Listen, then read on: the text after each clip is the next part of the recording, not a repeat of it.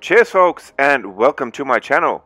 This is Alliance War number 5 and Alliance War number 6 in Season 8, and the reason is that in Alliance War number 6 I was back up and basically had only one fight, so I figured it was not the point of making an entire new video just for one fight, so I thought of combining those two, also to be a little bit more time efficient from my side.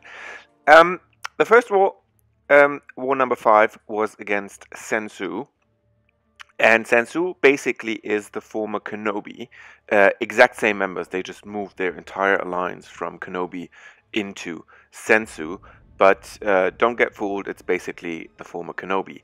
And if you look at our statistics, the last two wars against KenOB we lost, so we really had to, or we really wanted to make it payback time, but I can already say right now it didn't work so well, even though we were offered a lot of opportunities during this war. It was not a great war from both sides, but at the end of the day, unfortunately, they were giving us our first defeat of the season.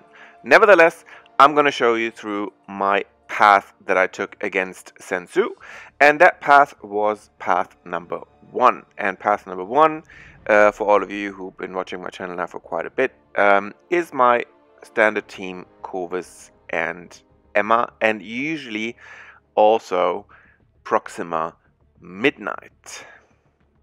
Only this war I did not bring Proxima Midnight because there was a mutant champ on the poison node, and that could have well been Havoc. So I wasn't quite sure because I don't have OG Vision. I decided to bring Nebula. She also has a synergy with Corvus, but at the same time she's also able to potentially take Havoc because she does power drain if you play with her in the right way. So that in the end was my team: Corvus, Nebula and Emma Frost. And as usual, path number 1, starting left hand side, going all the way to the left, and there was no opponent placed in the beginning, often is the case. And bringing me directly then to node number 19, which was then my first fight, and node number 19, as you can see, is a 5-star dupe cosmic champion. Now on this node, the node characteristics are, it's pretty much critical rate, critical damage, everything's increased, and also it has power leak, so whenever critical hits are received, they cause me to lose, or they would cause me to lose power. And Skyline showed that the cosmic champion on this node will be Symbiote Spider-Man. And Symbiote Spider-Man, the dangerous thing of course is after he fires off his specials, that's when he gets his evade buff, and especially because he crits so much already on his own. So I decided to go in with Emma so that after he fires off his special, I'd be in telepath form, so that then he would have no chance to evade. But see what happens now, he fires off a special and he doesn't get the evade buff, and that threw me off. That's why I didn't counter attack. I really didn't know at this stage, is it a bug, is he having this evade buff and I just don't see it, or you know. So I decided in the end to play it safe, to only hit him really while he was stunned, but that's clearly a bug because he was supposed to have this evade buff, which he didn't get at all. And that can really be confusing because you really don't know, is it just not showing or is it really not there? And you know, you don't, in those cases, all I can tell you is try to play it safe. Really try to play it safe. And then moving on to node number 25, the famous poison node, inflicts poison, draining health, 100% health over 60 seconds. Then also poison abilities are increased, and it has Plague Might, meaning every 25 seconds your power is completely drained. And there you have to be really careful about. And every so and so many hits you get stunned, but that's only like if you really get hit. So the first thing to do is always not to get hit. And a 5-star non-dupe champion, mutant, most of the time is actually a Nightcrawler, and also turned out to be a Nightcrawler. But you never know with those new mutant champs that are out there. Could have also maybe been somebody else. So that's why you know, my team looked as it did. And what I do in the beginning against Nightcrawler is I parry stun him, and I only hit him while he's parry stunned. Now the good thing is that this Nightcrawler was not placed with you know, a lot of limber, so I was able to actually use his parry stun phase to hit him. And then what I do is I wait for him to fire off his special.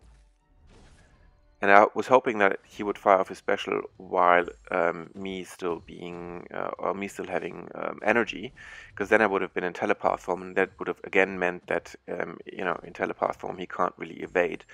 But he didn't, so I was in diamond form all the time. And the thing that you do then is you play it safe. Again, he was not placed with a lot of limber, so I could still hit him like 3 times before he would lose his stun phase, and that's enough to inflict enough damage with Emma Frost. And then moving on to node number 26. Node number 26, again another critical node, enhanced critical buffs, and also enhanced bleed. So 6-star duplicate tech could have been a Yondu because of this bleed amplification, but it was not. It turned out to be in Iron Man Infinity War, which is perfect because he gives 2 missions at the same time to Corvus Glaive. And what you do is, letting him hit you in the block, waiting for him to fire off his heavy, and then counter him once he's at a full bar of power. Wait for him to fire off his special 1, and then it's pretty much about timing. It's about timing so that I have my special 2 ready when he's in his last third of health, because then when he would usually activate auto block, that's when he receives the last hit, and that actually kills him, so he has no time to activate auto block at all. And 1 SP2, and he was down. And now Corvus has 2 charges, which is beautiful because it means that for the next fights, and there's 1 more mutant champion also coming on the way, and also until the mini boss, and the mini boss is a sentinel, I will get 3 charges, at least 3 charges, to then hopefully take him down very easily. And here the next node number 46, a power gain node, so gains 100% power, is also a 6-star tech, unduped, turned out to be a Red Skull. The good thing with Red Skull, if you fight with Corvus Glaive, like right at the start, he loses all his armor ups, and because of the 2 charges, he is down very, very, very quickly. Doesn't even get to... usually you would only let him get to his special 1, because the special 1 is easy to evade. The special 2 is a bit more tricky to evade. But then again, he didn't even get there. And then node number 49. Node number 49, special 1 node. So special 1 bias, and also is enhanced with 30% damage and unblockable. And that turned out to be an Iceman, and an Iceman, again, perfect with Corvus Glaive, because Corvus then doesn't suffer from Cold Snap as long as he has the Glaive charges. At the same time, Iceman also then gives a 3rd mission, the mutant mission. And again, it's about timing. So what I do is I just hit him just below that 1 bar of power, so that he cannot activate his special 1, which is the dangerous thing on this node. And then I actually take him down with my special 1 already, because again, 2 charges, that's most of the times enough to get him down very, very quickly. And then moving on to node number 50. Node number 50 is Bane. So when you place a hit on the opponent, you turn the Bane timer on them, and they suffer 2.5% of your, or if you get the Bane timer, then you suffer 2.5% of your opponent's maximum health. So the less health you or your opponent have, the less damage you inflict with a degeneration. And then also you see that the mini-boss then was a Sentinel. And for this I took a power-up boost, so that the Sentinel that I fought later, I could pretty much chain 2 special 2s with Corvus Glaive, and that would be enough to take him down. And the Bane fight turned out to be a rank 4 Bishop. And a rank 4 Bishop, again, also Corvus by now having 3 charges. The important thing is just to inflict as much damage as possible from the very beginning. And what I do is I, again, get him just below the 1 bar of power, and then I basically use my special 2 because I had the power up boost. And then he's almost down. And even though the Bane timer transferred then back to me because he was at so little health at that moment, he actually inflicted almost no damage. So again, my advice is try to inflict as much damage as possible against this Bane timer from the very beginning.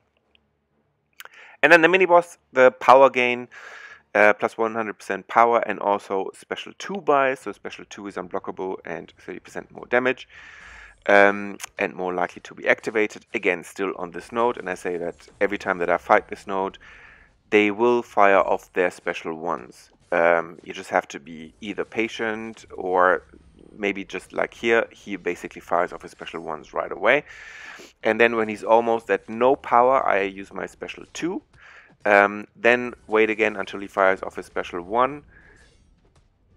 And then he's almost again at no power. And then I do my second special 2, and that's enough. And that was a rank 5 Sentinel. Very quick, 2 special 2s chained one after the other, and it's done.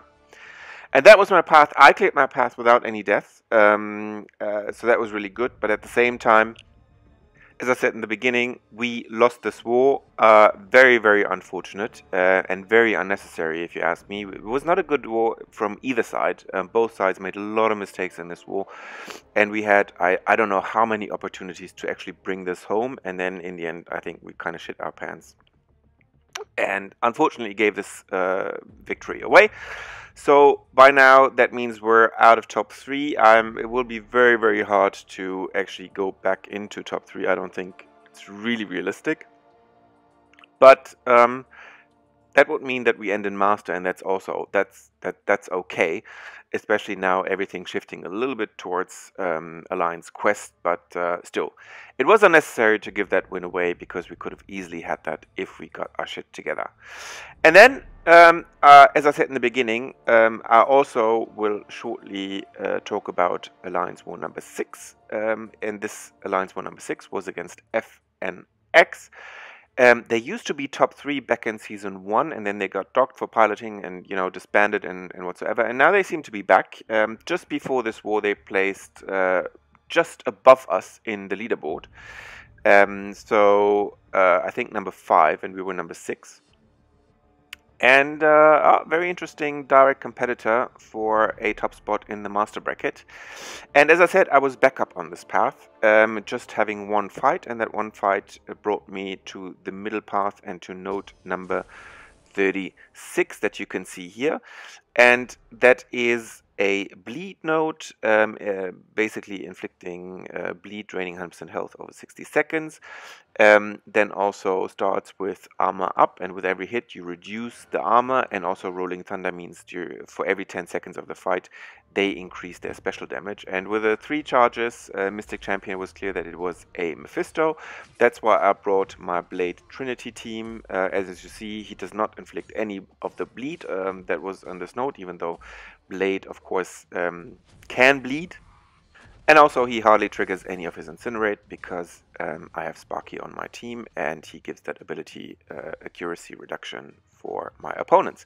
And then what I do is, because it's stun immune, I let him hit my block, wait for him to fire off his heavy. After the heavy, I counter, and I always let him fire off his special 1.